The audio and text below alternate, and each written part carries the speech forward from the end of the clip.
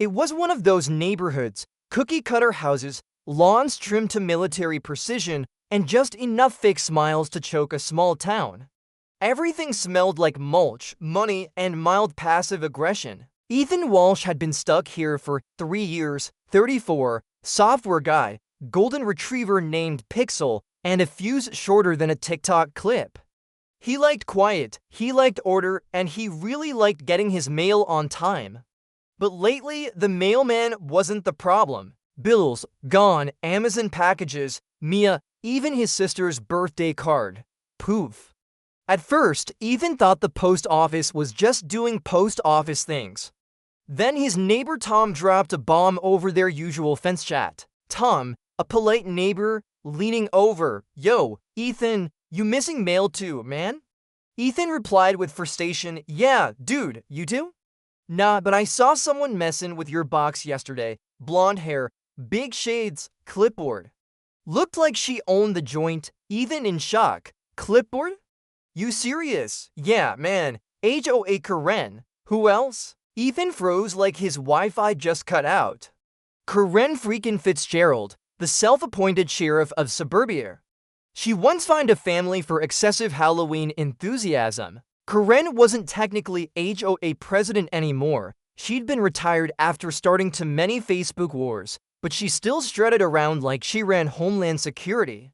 She rocked that beige windbreaker like it was a uniform and flashed her fake neighborhood watch badge like she was part of the FBI. Trash cans left out too long, violation. Parked an inch over the curb, citation, garden gnome facing east, sin. Now she'd found a new target, Ethan's mailbox. I should have seen it coming. The woman once accused me of eggshell insubordination for painting my fence off-white. Mail theft wasn't just petty, it was federal, and Karen, she'd just gone rogue. That night, Ethan mounted a little spy cam by his rose bushes, aimed straight at the mailbox. Coffee in hand, he kicked back on his porch like it was game day. Next morning, he checked the footage.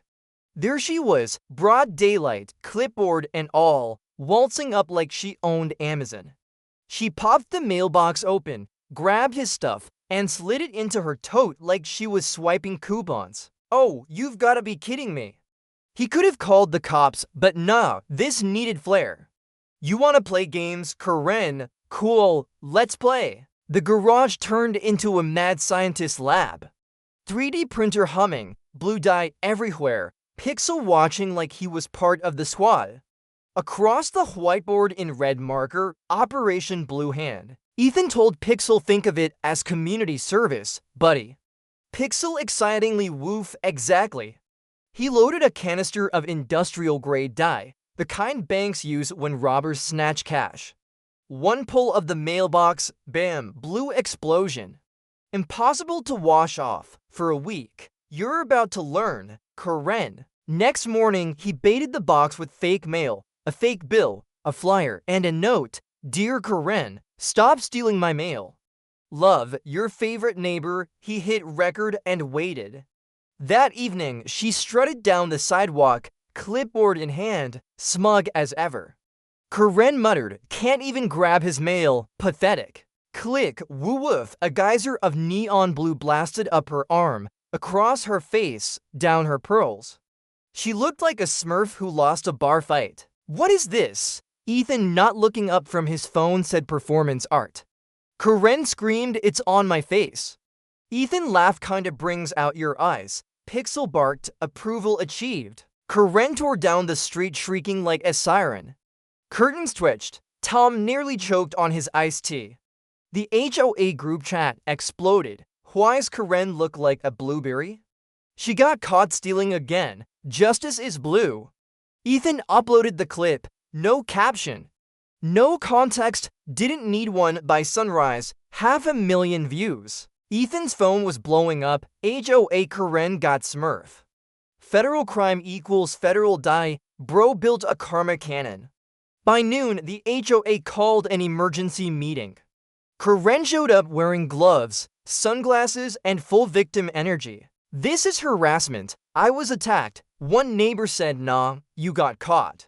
Karen screamed, "He set a trap," Ethan calmly, "in my mailbox." "You trespassed? That's on you." Another neighbor said, "You're literally blue right now. I can't." The HOA president sighed, "Mrs. Cleary, Karen, honey. Maybe take this as a teachable moment. Karen, my dignity's been vandalized." Mrs. Cleary, then call it colorful character development. The laughter could be heard 3 blocks away. Karen became local legend, not the good kind. Kids called her Smurfette. Someone tied blue ribbons on her mailbox.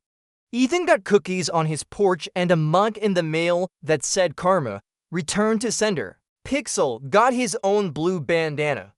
Certified hero, then came the headline. Viral HOA Karen moves out, blames toxic neighborhood. Ethan raised his coffee cup as her U-Haul rolled off. Ethan, safe travels. Smurfette, Pixel barked once like applause. Life was peaceful again. Then one spring morning, a silver SUV. A woman waving, sunglasses, big smile. Oh hell no, that's not, it was. Karen 2.0, now Kara Finch, new hair, new name, new fake nice act. Calling herself a community consultant. She baked banana bread, hosted bake sales. No clipboard in sight, maybe she changed? Then one day, Ethan found an envelope in his mailbox. "Dear Ethan, it's been a year. I've learned my lesson. No more rules, no more HOAs, just peace. P.S. The banana breads die free. Promise, from K." He stared at the loaf on his porch. "You think it's safe, Pixel?" "Woof woof, yeah, hard pass." A week later, Ethan spotted a faint blue fingerprint on his mailbox flag. By noon, it was gone. Scrub it clean. Ethan narrating, "Maybe it wasn't revenge. Maybe it was an apology." And that's suburbia for you. Picture perfect lawns, buried drama, and justice delivered first class, signed in blue.